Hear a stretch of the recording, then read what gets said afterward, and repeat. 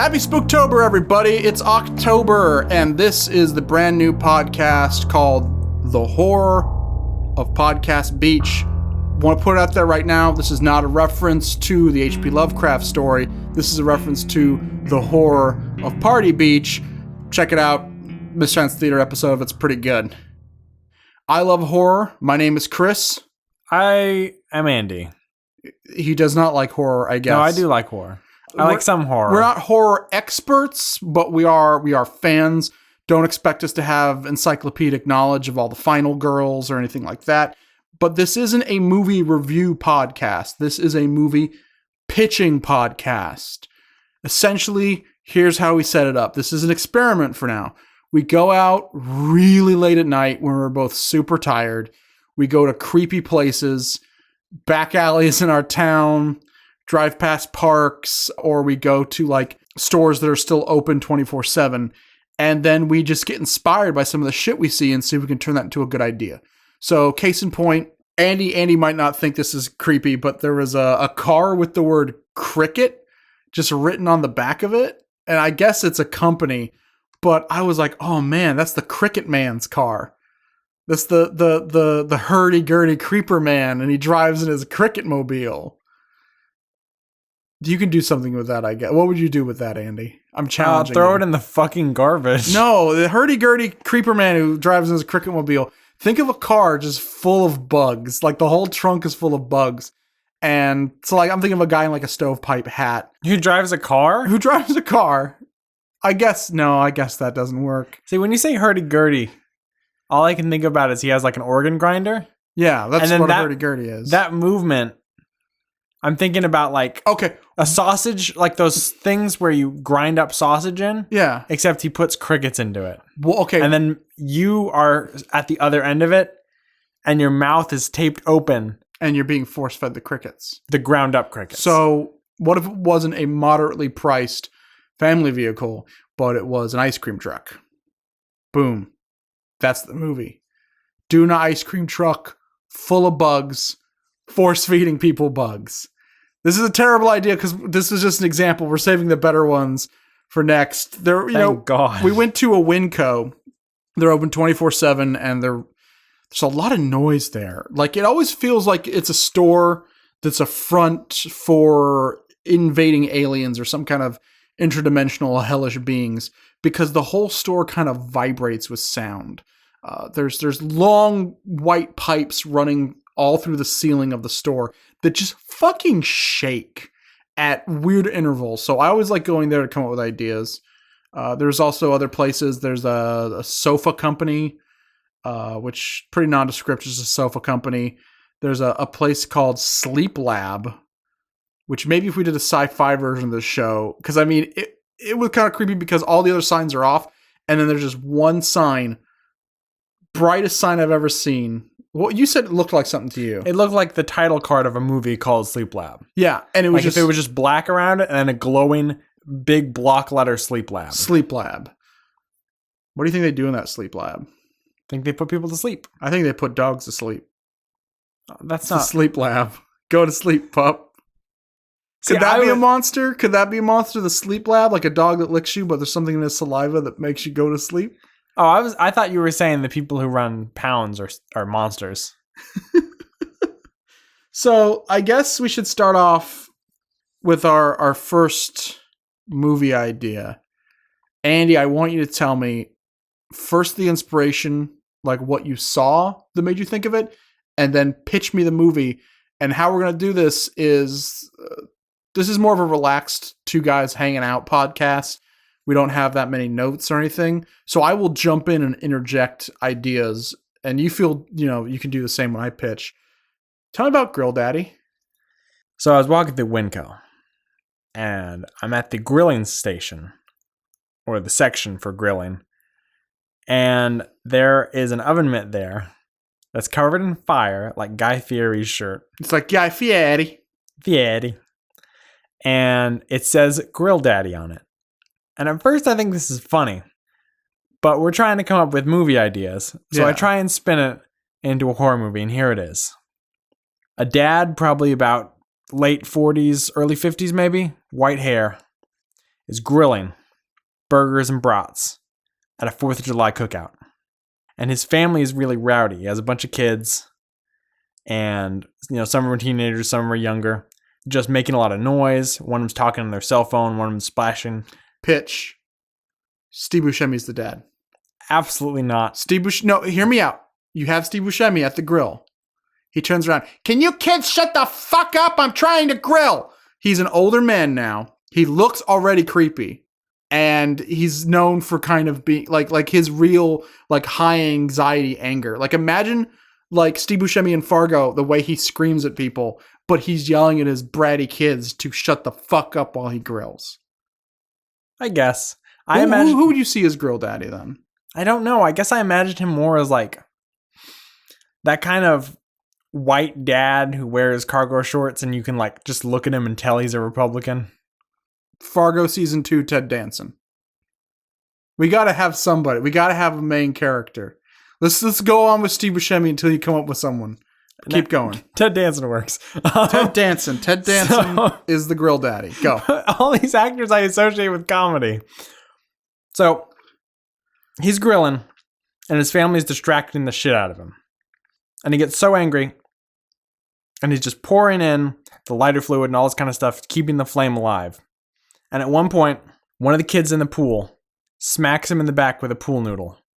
And it jolts him. Yeah. And he falls forward into the grill. And the top of the grill, it's one of those grills with the covers, falls on top of him. And his face gets charred. And he burns to death. We then cut and we see the family. And they're all out of the pool. They're dripping wet. And they're just standing watching their dad burn alive, and we just see the light of the flames flicker across their face, and then we cut to darkness opening credits. And you can tell there's regret in their eyes. It's more I'd say kind of stone-faced, they can't believe what they're seeing. Yeah. They're kind of emotionless So then each scene is Grill Daddy, which is his name now. He's the grill daddy. How many years later was this? Should they all be adults now? This is 1 year later. Just 1 year later. Okay. Or I guess they could be adults. The important thing is that this happens on July 4th. Yeah. So it's the same time of the year that when he died. So he comes back. Each scene is a different family member being murdered by Grill Daddy. But he only does it using grilling utensils and appliances. So those 2 skewered sausage cookers? Yeah, yeah. He uses one of those to poke one of their eyes out and stab them through the eye. Well, I guess they don't all have to be grilling appliances, just stuff associated with the 4th of July. Because I would like to see someone strangled with a pool noodle. He strangles someone with a pool noodle. Oh, and sticks their head in the pool filter. What about this? What about those long leaf catchers for the pool? A skimmer. A skimmer? He fucking uses it like a fucking catching net, like you would in Stop the Pigeon or a Hanna-Barbera cartoon, and he just drowns someone by pulling them into the pool that way.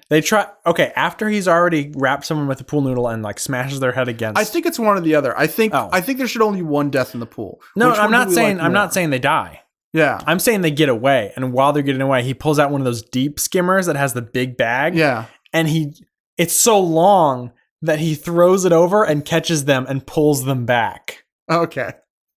Who are the kids?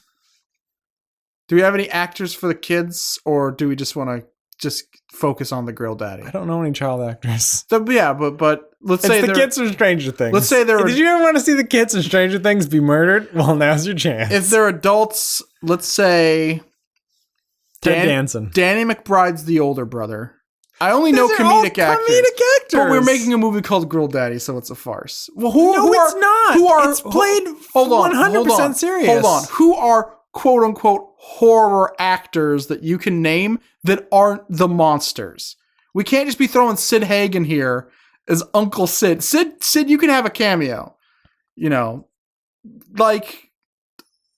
Most horror films, you're either going to get people from television at the time, like if you look at like the 80s horror films, they're all television actors. You're not going to get the big major stars. But now I think we'd be able to get comedy stars or at the very best Coen Brothers rejects. Okay, fine. You know what? Start over. Adam Scott. Bobby Moynihan is grilling at a station when his son, Kenan Thompson, is like, hey, Dad, when are those burgers going to be ready?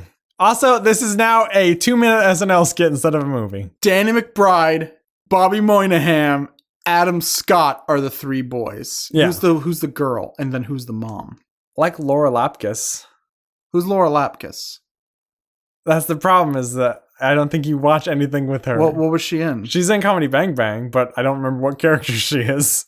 She's in Orange is the New Black, and she's in Jurassic World. Who would be married to a Ted Danson, and then who would be married to a Steve Buscemi? Because we're going to get two vastly different actors. Mary Steenburgen. Mary Steenburgen. For one. Who would be married to... Malcolm McDowell is the uncle. Malcolm McDowell would be an excellent grill daddy, though. No, because he's British. You can't. Yeah, that's true. Happy 4th of July, kids. Happy 4th of July. I'm Malcolm McDowell. I don't think I understand why you want to leave. I damn the colonies. You know what? This is America.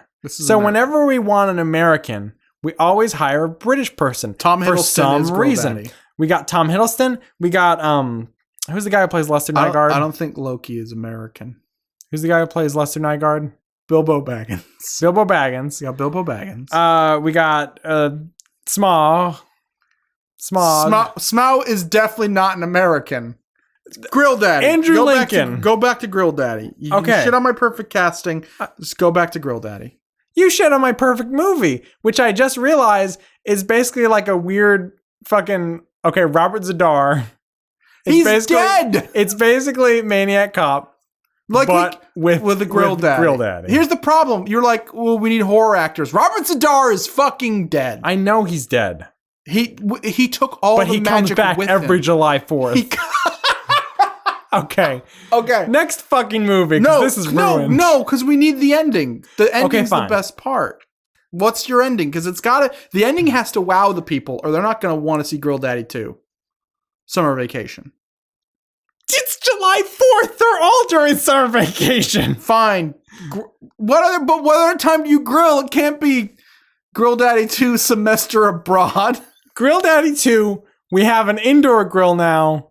We got, like, you know, when you take your patio and then you put the big sheets of plastic.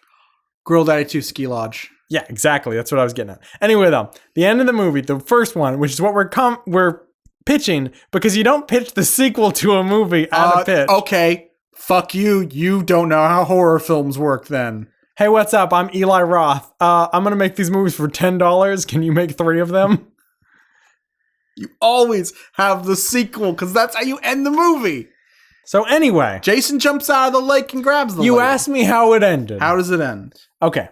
So, Grill Daddy has killed his entire family. Yes. And he has set out a picnic blanket. And if Ted Danson's the dad, then Julianne Moore is the mom. Continue. At this point, it doesn't matter. His face is so bitched up, you can barely tell who it is. He's totally burnt, and he has those black grill marks. Yeah. So it doesn't matter if it's Ted Danson. So he set up a picnic table, and he has all of the dead members of his family. One of who he's cut up partially and turned into burgers. And he sets out, he was finally able to grill a perfect meal because his family wasn't there to distract him. Yeah. And he sets up a plate for each of his family members. So their dead bodies are sitting around the picnic. They're all facing Cam. Yes. So they're all on one side of a picnic table, all sitting next to each other, slumped over as this toxic Avenger looking motherfucker with a grilled face is putting plates down. Yes. And for a whole minute, he says, well, dig in, and nothing happens.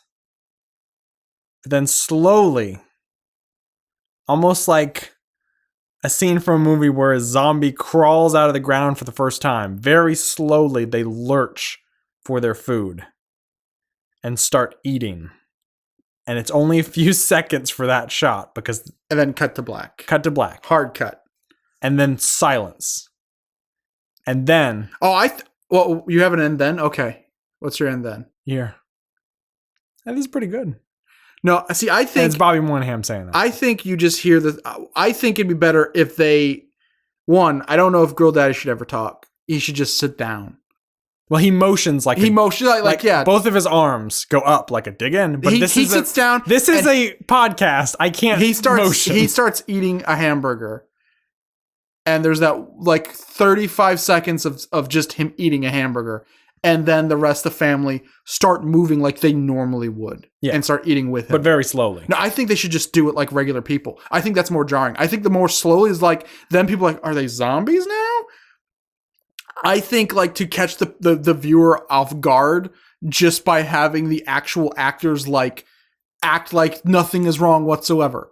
Like that is the jarring moment. And then the entire credit sequence is just the sound of people eating food. No talking, just, pouring drinks and silverware. I wish I had something metal to bang on. But yeah, people like just cutting their food and eating. That's it. That's Girl Daddy. I'd see it. Okay. Patrick Wilson is the dad. Because I could see he's that. also from Fargo, but he's in a bunch of James Wan movies. Patrick Wilson's the dad. I want my name off this project. It is not a James Wan project. If it is, I walk. Eli Roth. Okay, my movie's ruined. Next movie. So I have a bunch. I'm going to rattle off the ones that don't make the cut. Okay. As advertised. We got the inspiration because we were looking at women's facial products. We went through every aisle just looking at objects. Because that's how we do it in this consumer-based culture that we have, and that's how a lot of good horror films, they're mocking consumer culture, at least in the 80s. So, woman's facial mask scrub, and the box has a woman with a green face, but her eyes are like those big zucchinis you put on your eyes, but they're not placed on her eyes. They're photoshopped so it looks like the zucchini is blooming from her eyes, which I don't think zucchinis bloom. I think they're cucumbers. Oh, cucumbers, sorry. Anyway, so cucumbers... I almost made a huge mistake there. So the woman has cucumbers on her eyes, but also leaves and other foliage are bursting from her eye sockets. So I'm thinking, what if we have a woman with like a lot of wrinkles? She gets this facial scrub. Every day she uses it. Her face looks better and better, and her skin looks tauter and tauter, but then she starts noticing like a green sheen. And she calls the company and complains like, oh, don't worry, ma'am, it's working as advertised. She's like, well, is this green sheen's going to go away? Is it going to change color? Well, it'll change color, yes. Well, she doesn't know it means it gets darker. So her skin gets darker and darker green, so she starts like trying to stop using it, right? But then she notices she starts like starving. She can't eat food anymore. She has to like be around sun at all times. She starts putting her feet in dirt for no reason, but she can't stop using the cream. And then finally, like I said, the plant like erupts from her eyeballs and she looks just like the box. And she falls over, seemingly dead, but now she's a plant, She's not dead, but she's not conscious anymore.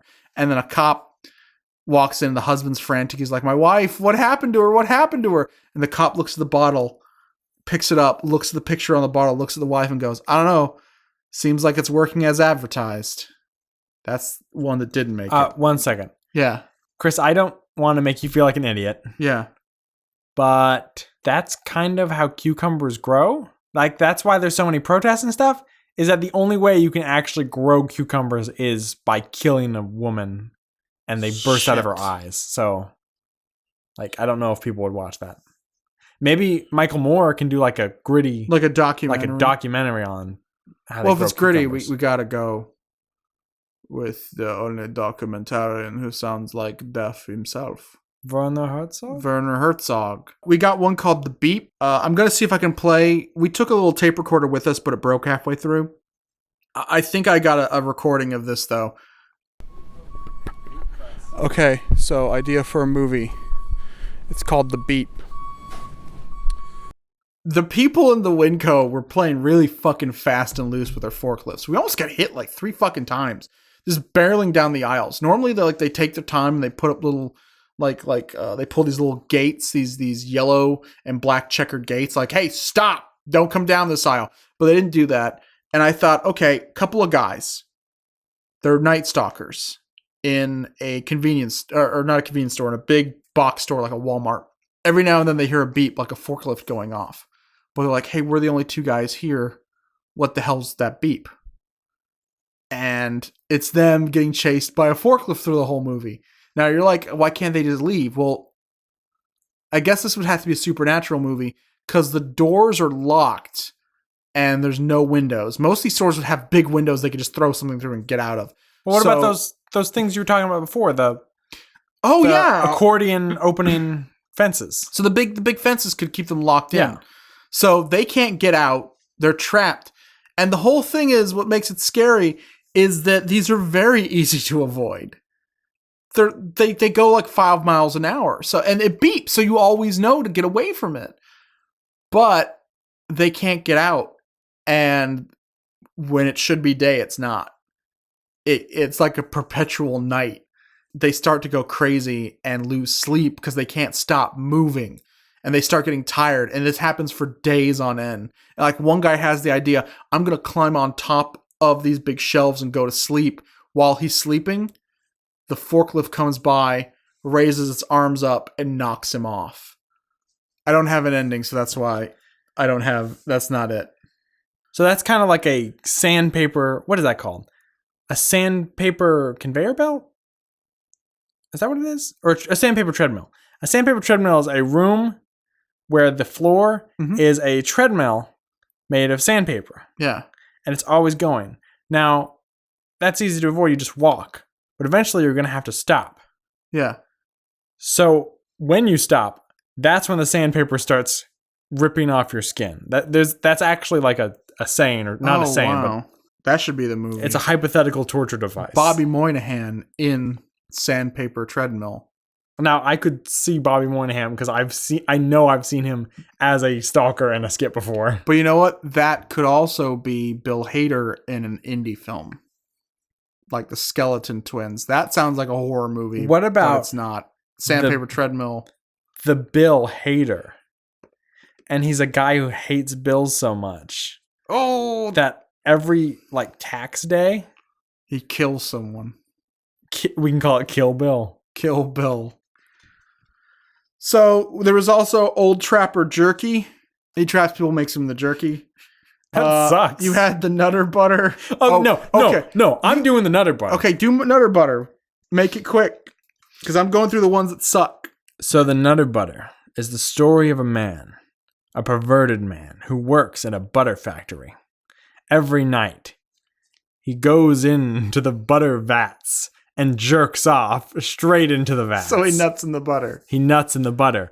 But his hubris, he falls in, and the scalding hot butter burns his skin. And then, I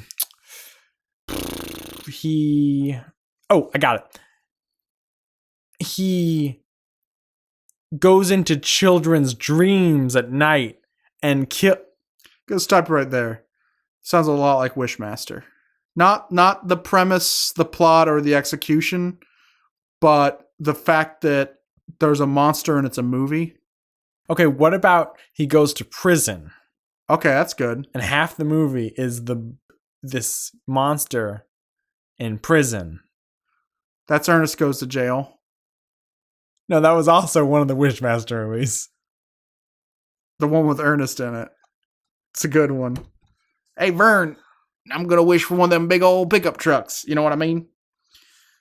There was a woman working in the aisles, and she had her iPhone playing music, and it was just blaring the N-word over and over again. And we got uncomfortable because we're two honkies, and we're like, oh man. I said, okay, we can't comment on this because we're two white guys. What if it's like Jigsaw in Saw, and he ties two white guys to a chair, and he's going to have their heads cut off unless one of them says the N-word. And neither of them do, and they die. And at the end of the movie, they confront Jigsaw. But someone says his name too fast. Yeah. And they say, Jizza. And then he takes off his mask, and it's the Jizza from Wu-Tang Clan. Well, He's like, how did you know it was me? See, originally you said Jigsaw in the store, and I thought you meant it was Jigsaw, but he'd like fucking like jerked off all the time. I was trying to make it apparent that I was saying Jizza, but also commenting on that. So he would be GZ Saw. Jizsaw. No. I thought you were saying... No, in the store, you said Jizsaw. Jizzsaw. I was just pronouncing it weird because I wanted to make it apparent. That's the Nutter Butter. Okay. It's Jizsaw.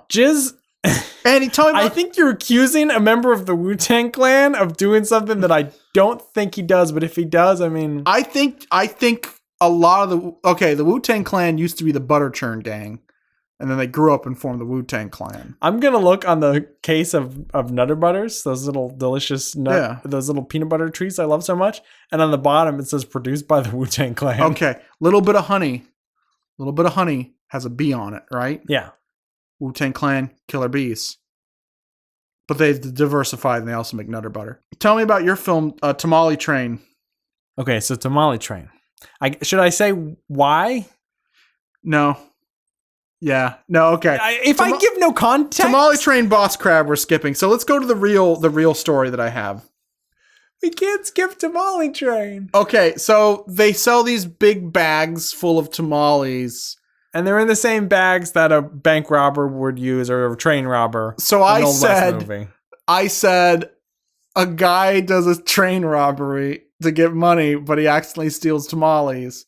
And he has to hide the evidence from the cops, so he eats a bunch of tamales and dies. And then there was a box of boss crab handpicked, and I said, "Oh," and his boss is a crab. He was handpicked for that position, and you were like, "Chris, that's not a horror movie. That's a farce." It's not a farce. It's a serious cowboy movie. So I'm going to talk about Message from the Past. That's not the name of the film. I have an actual name for it. And this came from us walking around with this tape recording our conversations. Halfway through, we're walking to the store, we hear familiar voices, and it starts to creep us out. Because we're thinking, oh God, where have we heard those voices before? We hear someone call our fucking name. Hey, future Chris and Andy. This is past Chris and Andy. We're sitting in the parking lot in front of a Winco using our little handy cam recorder. It's not a handy cam. Using our Talk Boy effects. Is there anything you want to say to the future us, like a grim portent or warning? I guess we wouldn't know because we're the past. Hey kids, we're home early. Oh no. It's the hurdy-gurdy creeper man driving around in his cricket mobile. I did not agree to this. I hit play on the tape recorder on accident, and it kept happening. I was like, hey, Chris and Andy, it's yourselves from the past. Have a good show.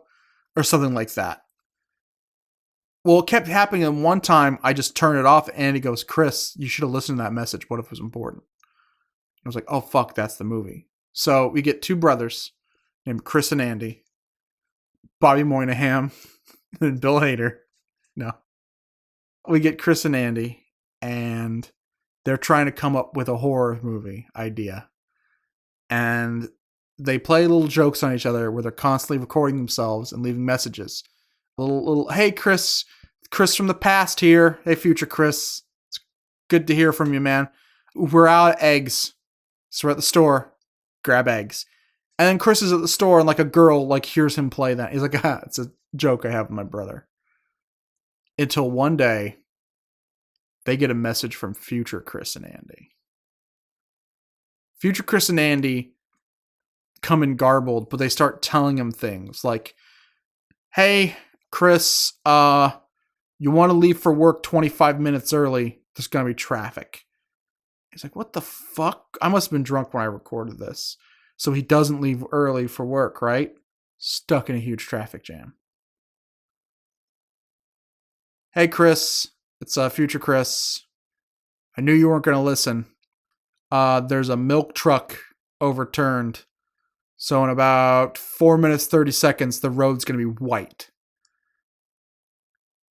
Sure enough, that happens. There's something creepy, crazy like that.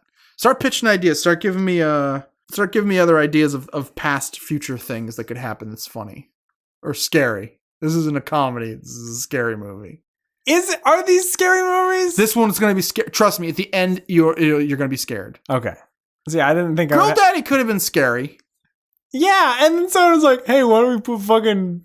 The scariest fucking movie ever that's coming out is directed by Jordan Peele. Comedic actors transition to horror very well. I wish I had this idea going into this podcast because I would have made a list. Leslie Nielsen is in Prom Night and Airplane. Check fucking mate. They're just parallels just shift in between. Hey, Chris, this is Future Chris. Make sure you check IMDb. See what movies Leslie Nielsen is in. Nielsen, Prom Night. Hey, Chris, this is Future Chris. Don't interrupt me. I am you. This is Future Andy. I got really fat because of all these tamales I stole. Hold on, my boss is on the line. It's hard to hear him because he's a crab. So, finally, they have to start taking commands from their future selves. And they have to start doing things. And they realize the fate of the world is at stake. And yeah, I'm taking a little bit of Prince of Darkness, but fuck it. All the horror movies borrow from each other. Let's say they gotta kill someone. Yeah, that's exactly what I was going to say. They gotta kill someone who's like a professor at their college. And they don't know why. And they're like, look, this dude seems like a nice guy. He seems like a friendly guy. He's going to invent a strain of anthrax that's going to kill the entire planet. He's going to usher in the super flu. If you don't stop him, the super flu will happen. So maybe like a 12 Monkeys thing. Or maybe it's more apocalyptic than that. Maybe it's more like he's working on intrinsic fields and he's going to pull the universe apart. Or, oh, no, I got it. He is experimenting with interdimensional communication. It's an idea maybe where he wants to see if we can send packages back and forth using subspace or something crazy like that. Let the eggheads figure it out. But we're warned that he's going to contact someone on the other side, and that will bring about the end of the world. That see, I know I keep going to Aliens. Aliens, a lot of people think are sci-fi, but there's a lot of good horror movies with aliens. You mentioned, I think before recording, Invasion of the Body Snatchers. That's a horror film. That's a horror film about aliens, but it's a horror film. The Blob. Bad Mr. Frosty. Ichabod Clay. Helga. Tiny. Are there any other movies about we'd mentioned aliens or an alien? Well, Alien is a horror movie. Aliens is an action film. But no, so he contacts interdimensional beings. So the two brothers who keep getting these messages from the future selves fucking stone cold murder this dude. They fucking butcher him, and it's horrifying.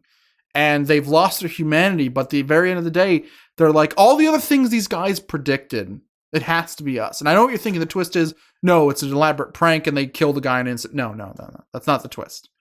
Because that wouldn't make sense. Because we'd have to make the predictions so small that they could cause the predictions to happen. And then we'd have to make it so one brother was pranking the other and not telling him. Or we'd have to make it so it's their friends who can do good. There's no way to make that twist work. I know that's like our first place to jump to, but we're not. Someone is sitting there and he's got a talk boy. Hi, kids. Hey, kids. Kill your professor. Here's the real twist. So they've just stabbed this guy to death. They're covered in blood. Something moved in this room and now I'm scared. It was the ice in my drink settling. So they ice the dude. Hey, Chris and Andy, you're not going to believe this, but this is your future selves. Whatever you do, don't do what future Chris and Andy tell you to. That's not us. I hope we got you in time. Bye. Click. Sound of a tape spooling. Cut to black. That's the movie. That's the movie. And you're wondering, what's the title you've been keeping from me? It's also the theme. ELO's Secret Messages by ELO is the song that plays at the end. And that's the name of the film. So that's the film I came up with. I guess we didn't also talk about The One Who Does It, which was what this podcast originally was supposed to be called. It's just supposed to be called The One Who Does It. And it's because when we first came up with this idea, we were at a store really late at night, like, super late at night. And there was a black muscle car illegally parked in 3 spaces. He was right underneath one of the street lights. All the other street lights were out except for the one illuminating this black car on the other end of the parking lot. So it's not near by any car. So it's like perfectly framed. Like in someone else's frame of mind, it would have been a Bob Seger album cover. But we're walking past and I'm like, that's him. And he's like, who? I'm like, that's the one who does it. And he's like, what? I'm like, it. Then later that night, we bought fortune cookies and we're in our car eating fortune cookies. And I'm like, Andy, what does your fortune say? And you're like, oh, the path to happiness is through art or some stupid thing like that. And then I open mine. He goes, what's your fortune cookie? And I go, it says you're the one who does it. But then I realized that's not a movie. That's just 2 assholes in a parking lot. Also, I drove Chris to that store. I don't have 2 cars. How would I drive 2 cars to the same store? Because there was a fake out. The car was not the one who does it. In the movie, I make that joke. Or Bobby Moynihan makes that joke. So it's like when horror movies are all meta. Yeah. Like, this is the scene where we would get killed if there were a horror movie. Ha ha ha. And then no one dies. Then the next scene, someone dies. Yeah, it's like, but at the end, it's like, you're the one who does it. You stab me in the chest. Presumably. That's not a good movie. That's the worst. Oh, how does your killer kill someone? Oh, he only kills one person and he stabs them in the chest. Oh. With a safety pin. With a large... A million times. A million times. So those are our movie ideas. Is that all of them? Did we talk about we talked about the hurdy-gurdy creeper man and his cricket van. We absolutely did. Oh, that's better. Hurdy-gurdy creeper man. The hurdy-gurdy creeper man. In his Bobby Moynihan. And he kills people with a ham. Yes. I don't know why I'm thinking about Bobby Moynihan. He's the next Leslie Nielsen, I guess. Daryl Hammond. I think you were incepted. Hammond. It's Daryl Hanson, and he has hands that are his sons. Bop, bop, it's very late at night. Bop, bop, bop, bop, bop. So I guess we need to talk about the real thing that scared the shit out of us tonight. Yeah. It wasn't in the Winco.